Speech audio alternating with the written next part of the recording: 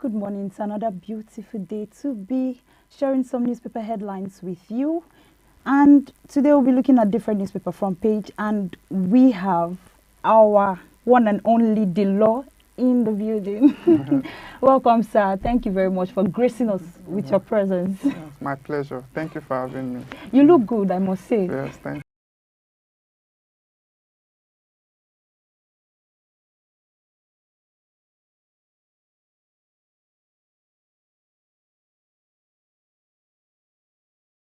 Kills 27, destroys farm and burns several houses in Plateau community. Beside it, we have in page 10 that visa overstay respect immigration regulation of the host countries, federal government tells Nigerians.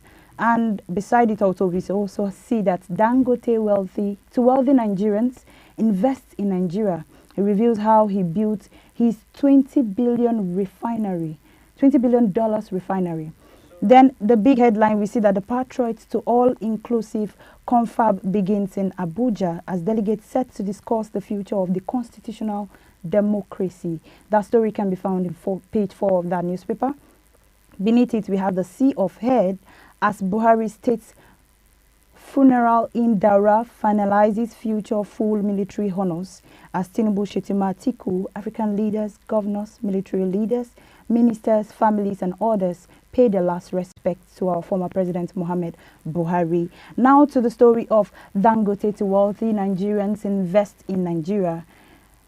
The president of and chief executive of Dangote Industry Limited, Aliko Dangote, has urged wealthy Nigerians to invest in Nigeria as is the only way to build the nation. He said there are two ways about it. Real growth development cannot happen in a nation without significant investment. I must say he is very right in that statement. There's a saying that goes, charity begins at home. But in the case of Nigeria, I feel like more of the charity, we take them out even before we bring them. And we see that even it's external bodies, most of the industries we have in Nigeria that are working and functioning now is external bodies that from outside come in and to invest. You know, like I always say to people everywhere I go to, I said, and there is no nation that builds or that grows without its citizens investing in that nation. If you look at America today, it's the businessmen in America of the days, the John D. Rockefellers, the Morgans, you know, the JP Morgan Chase. Those are the people that invested in their country and they made their country to grow. So what Dangote is basically saying is, look, don't just look to invest outside of Nigeria. Bring your money here, invest in Nigeria. I mean, be innovative, have innovative ideas on how to really pull resources together to make Nigeria grow. There are a lot of opportunities that are in Nigeria. You know, Nigeria is not as advanced as European countries or as the Asian countries. So that means there is a lot of opportunities for growth in Nigeria. So if anyone can come with any great innovative idea and can invest in this country, trust me, Nigeria will be better for it and Nigeria will improve. And it's also a tax to the government to provide the enabling environment, you know, to an environment whereby individuals, not just foreign investors, citizens of the country can also invest in Nigeria. You know, for investors, they might need loans, they might need soft loans, they might need to get maybe skills, anything that the government can do to assist its own citizens to be able to grow. Yeah. Thank you very much. Okay, the next newspaper front page you'll be seeing is the Daily Trust newspaper front page, where we see how Buhari was honored and buried. And beneath it, we have the APC Education and Digital Future. The next newspaper front page we'll be looking at is the Daily Independent newspaper front page, where we see Buhari end of an era of man with many perspectives. Beside it, we have the why US and UAE slammed visa restrictions on Nigerians by the federal government. Beneath it, we have the cashew expansion drive. Investor eye 7.2 trillion inflow into economy is set to reposition Nigeria as a world largest producer and target production capacity of 2 million MT by 2030. That's a big investment. No, that's a big one. You that's know, a big investment. For a country that relies solely on oil, and we are trying to see how we can diversify our economy to other areas, you know, getting into the agricultural sector and being an exporter of cashew will actually improve our economy. You know, cashew is an export crop. It's a crop that you can export. You get, so putting in that kind of money and seeking investors that can push the growth of cashew and making Nigeria the #1 export nation of cashew. That is going to be phenomenal. The jobs that it's going to produce. Yeah. You get the services that it will render to people and all. It's a big one, and I really encourage that this be done even for other agricultural produce as well, not just cashew, cocoa, every other kind of produce as well. Yeah. Invest in your motherland. In page 7 of that same newspaper, we see that 17 years after spending 60 billion naira digital switchover, project still in limbo. And beneath it, we have in page 6 that Akwa Ibom sells $2.5 billion as gas deal with NNPC and GACN. Beneath it, we also have in page 7 of that newspaper that Dangote urges wealthy Nigerians to invest in their country. And the big picture and one of the big headlines, we see that Tinubu bows before BUHARI's remain as he's laid to rest. The next newspaper front page we'll be looking at is the sports newspaper Extra, where we see Uche Mesi's Gafe's training in first EPL move, and we also Mbache wants Falcon against social media. You know, that's my main focus on this her warning the Falcons on their social media platform. She said that she's restricting them to not going on social media, because I feel like social media platform is one of the largest platform to actually sell what you're doing. Yes, and show the world what you're doing. Yes, you know, when it comes to social media, one thing I preach is moderation. There are a lot of teams in the ongoing WAFCON, the women's tournament, that are into social media, not just the Super Falcons. You know, there are a lot of the South African team, the Ghanaian team. They all use TikTok. Especially if you are a TikTok person, you see that they post a lot of videos, dance videos. You know, and it's exciting. You know, it brings the excitement to other people outside. You know, that this is what we are doing. But I think what she's trying to say is be moderate about it. You know, don't overdo it. Concentrate on why you are here. You are here to win the tournament and get the cup for Nigeria. So don't overdo it. But really, personally, I've been following the Super Falcons because throughout this tournament, and I don't think they are doing much of social. They just do it, you know, once in a while. They up on it, and you know, it gets us in the groove too. It makes the tournament sell. You know, it sells the tournament too. That's the WAFCON, the women's football, into the other parts of the world. Even the Euros tournament is also ongoing, and you will see some of these European teams too. They're also up on social media, and they do 1 or 2 dance moves and all of that. The truth is, social media has come to stay in this world. Of course. And people will definitely use social media to sell their... But everything has to be in moderation. Let them concentrate on why they are here, and let them bring the trophy back home to Nigeria. Yeah. You also see the big headline on that same front page that let Osimhen go. Gala fans threatens Nepal vice president over Nigerian striker transfer. The next newspaper front page we'll be looking at is the Punch newspaper, where we see marketers protest as Dangote moves to crash cooking gas price. That story can be found in page 2. And the big headline, we see the Nigerian beats Buhari emotional farewell. That story can be found in page 2, 9, 7, 18, 17, and 27 of that newspaper. Beneath it, we have that Niger's oil output soars above OPEC quota.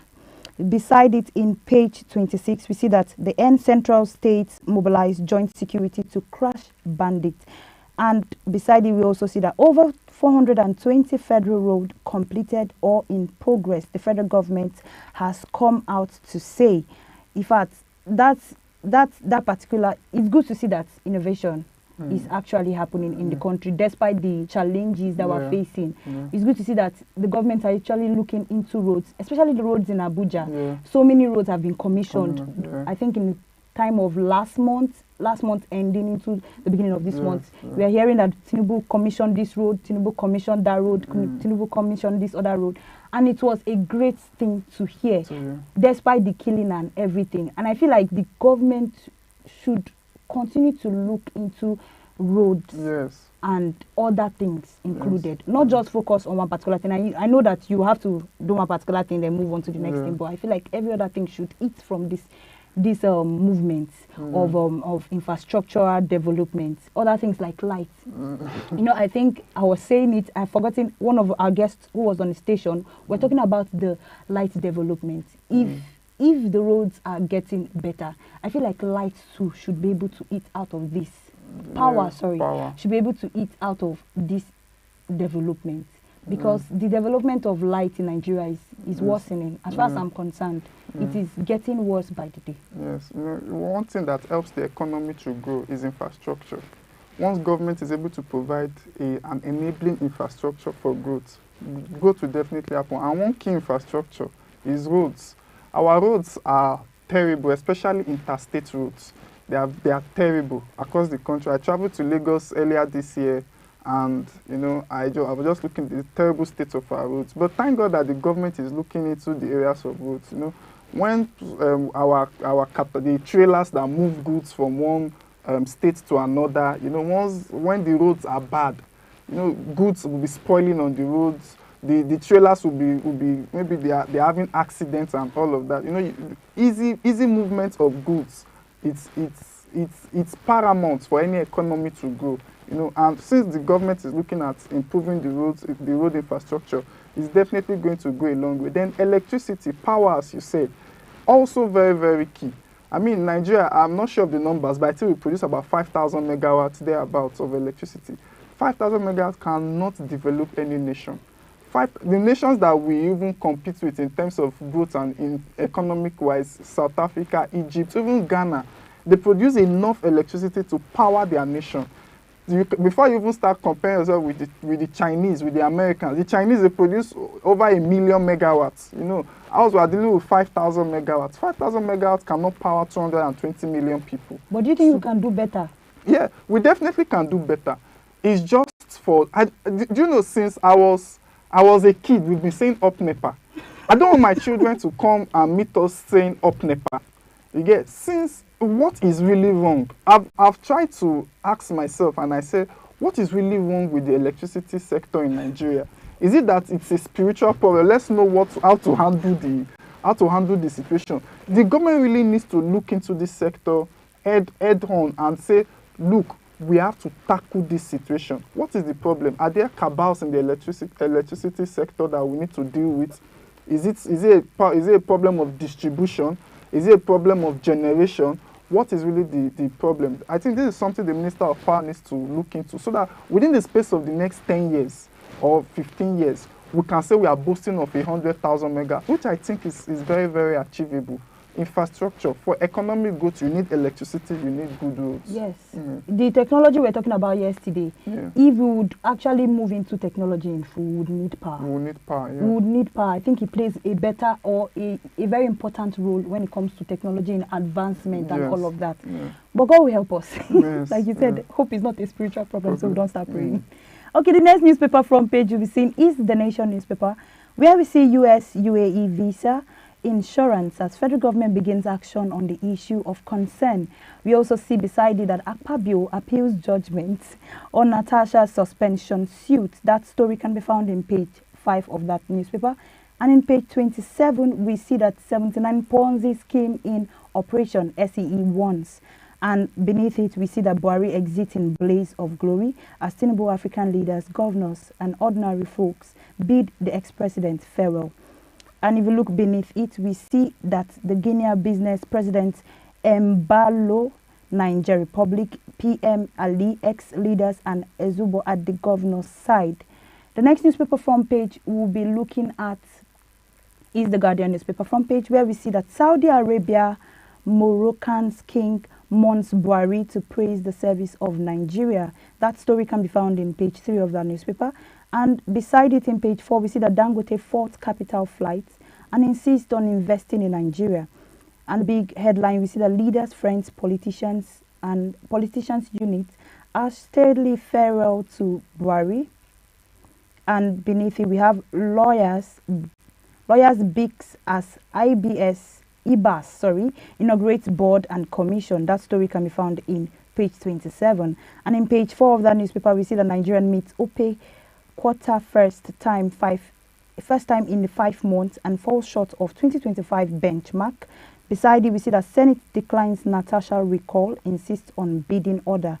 And also TikTok restricts 21 million offensive videos and remove 3.6 million from Nigeria. And looking at the bottom part of that newspaper front page, we see in page 29, that Fresh Plateau on-site claims 20 and injures several people. The next newspaper front page we'll see is the Daily Sun, newspaper front page, where we see Buhari, the end. Then beneath it we have Uzodinma flags of 2 million AI trainees in Imo. We see the Southwest doctor threatens strike over unfavorable allowances. And beside it in page 21 we see the community violation. TikTok removes 3.6 million videos in Nigeria. And beside it also we see that the local government election, Lagos PDP reject outcome of local government polls and hand to tribunal. Now back to the Uzodinma flags of 2 million AI trainees. We see in that newspaper that the governor, Uzodinma, has flagged off 2 million AI trainees for the Imo State residents. That he has brought out a training program for his people that are residing in Imo State, that's Imo State indigenes. And this is, I think we were speaking about it yesterday, we also said, involving the youth in going beyond AI being just to solve assignments or just to answer questions. AI can be more. AI can be used to do more of infrastructural or technology improvements in countries. And I've seen that if governor comes out to now say he wants to train his young youth so that they can actually improve. And the truth is that involving the youth in any country is more important. Our fathers at this the older generation will go. The next generation should be looked upon. And if we are walking into a technological world and the youth don't know anything about it, I want to imagine how the state will be. Remember yesterday we also said that in terms of science and technology, our government needs to be interested. You know, and a governor coming out to say, look, I want to train my youth on AI. You know, the world is advancing. AI is taking over. We have a lot of artificial intelligence all around us now, and people need to be educated about artificial intelligence. And it's so lovely to see that a governor is saying, I want to train so and so number of youths in AI, in artificial intelligence. Like I always say, if you do a comparative analysis with other parts of the world, you see that a country like China, they're as young as when you're a toddler, you're already being introduced into the world of AI. You know, so Nigeria too should not lag behind. More governors should come out, more of our political leaders should come out and encourage people to learn AI. And also people themselves should also encourage themselves to learn more about AI, to learn more about artificial intelligence, because this is the way the world is going. Before there are some stories that the AI might come and take over some jobs and all. But if you are a kind of person that knows how to navigate your way through AI, you'll see that you will not be bereft of services to give to your world. So government should continually do this, encourage people to learn more about AI and also train people to learn more about AI. Thank you very much, sir. The next newspaper front page we'll be looking at is the Vanguard newspaper front page, where we see that Tinubu and some African leaders bid farewell to our former president Buhari. And we also see that, again, Nigerian misses budgets in 2025 crude oil output targets. That story can be found in page 19 of the newspaper. And beneath it, we see we are yet to receive formal communication from UAE and on the reversed visa policy, the federal government says. We also see beside it that gunmen allegedly killed 20 in Plateau night raid. And beside it, we also see that ex-APC NAT chair Oyago registers with ADC in Edo. I think that was what we were talking about yesterday. And beneath it, we have the renewal of Tanita contracts now in Niger Delta Group appeal to federal government. So we'll be going on a short break before we continue with our newspaper front page headline. Do stay with us.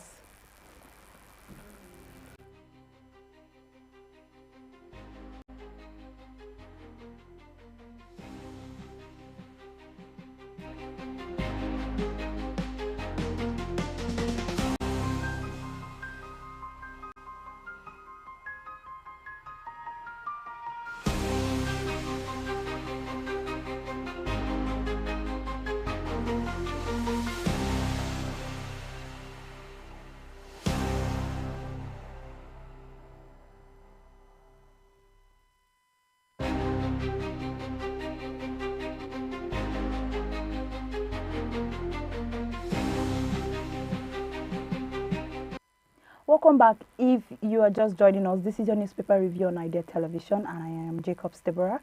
And we have in the house the law. We were looking at different newspaper front page headlines, and the next newspaper we'll be looking at is the leadership newspaper front page, where we see that next Awajile to emerge after 3 months of mourning. And beside it, we have I am broken. Buhari's daughter shares her grief. And if you look beneath it, we have rest at last for our ex-president Muhammad Buhari. In fact, I think yesterday I was watching the video of his burial, and one of the key things people said was that they looked at where he was buried and they said this is the end of man. With all the money, all the power, this was the end. If you look at the picture, the end was, the picture is, the grave is really local. Yes, it's not something. It's not tush. It's not something. Yes, I'm not talking on the culture. What I'm saying is that at the end of the day, your power, your money, when you die, you're not carrying it anywhere. You're not carrying it and that's why people must look into, and I think that was what they were talking about yesterday. They said that's the reason why people must look into how they can impact their generation and the generations to come when they are alive. The legacy you leave for the other generations coming in. And you know, someone like President Muhammadu Buhari has been privileged to be a two-time president of Nigeria, be a governor, be a petroleum minister, and so his legacy will live on, either good or bad. You know, people have various opinions on what he actually did or achieved in Nigeria. But some people say he did a very good job, some people say he did a bad job, you know. But his legacy still lives on, and that's in retrospect now for you and I. What kind of legacy are we going to leave for the coming generation as well? That's something to look at. At the end of the day, we're not going to be here forever. There's nobody that will be here forever. So you have to look at yourself and say, what legacy am I leaving on for the future generations coming in with the kind of privilege that God has given me? So that's the major lesson I've learned from the death and burial of President Muhammadu Buhari. Thank you very much. Now we'll be moving into our tech news. I think it was on Monday we're looking at cryptocurrency hitting one.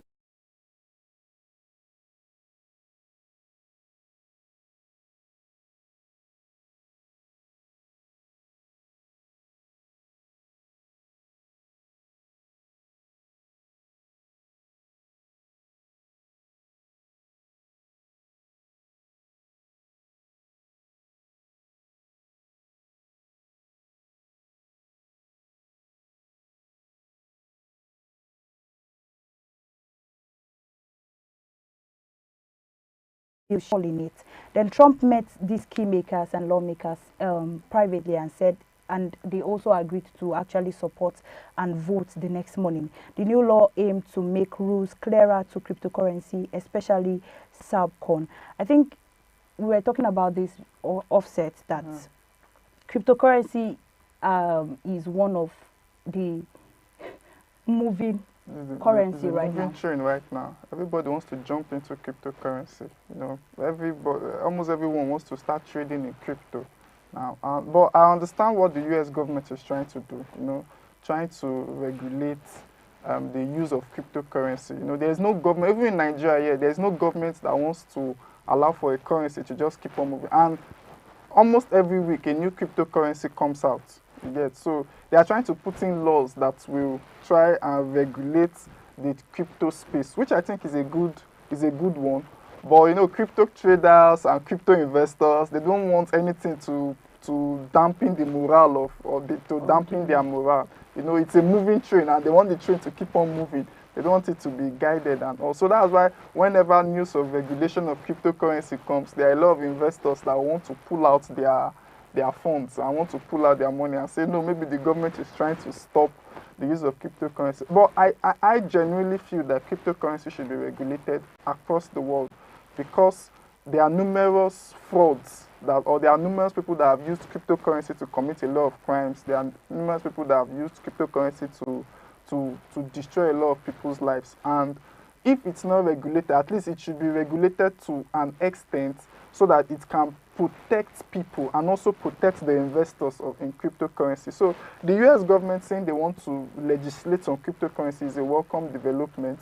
We might not know the nitty-gritties of the kind of legislation because we are not in the US. We don't know the bill itself, nitty-gritties of the bill, but it's a welcome development. For Nigeria itself, I think there are also laws that help guide people in terms of investing in cryptocurrency. Yeah. So it's something that Nigeria should also go into.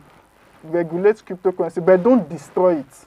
Don't destroy it because it's a moving train, like I said. It's something that it's basically like the future. It's like AI. A lot of people want to stop moving around with cash and trading with Naira and all of that. They want to move into a space where that is online, and cryptocurrency is that kind of money that gives people access to online freedom. Online freedom. Yes. Yeah. And like you said, we're moving into a technological world Yes. where we would not have to be using money, physical money. We would have to go into online digital money. And money. I think cryptocurrency is one of the pushers of digital money. Yeah. And if we must go into digital money, we must look into. Anyway, God will help us. Like you said, to everything, there's always an advantage and a disadvantage. It's just for us to look into the advantages. Now we've come to the end of our newspaper front page headlines. We brought you some papers like Tribune newspaper. We also looked at Daily Trust front page. We looked at the Daily Independent front page. We also looked at the Sport Extra on. We also looked at the Punch newspaper and the Nation newspaper. We looked at the Guardian newspaper front page. We looked at the Daily Sun newspaper, and we looked at the Vanguard. And the last newspaper we looked at was the Leadership before we went into our tech newspaper. So we say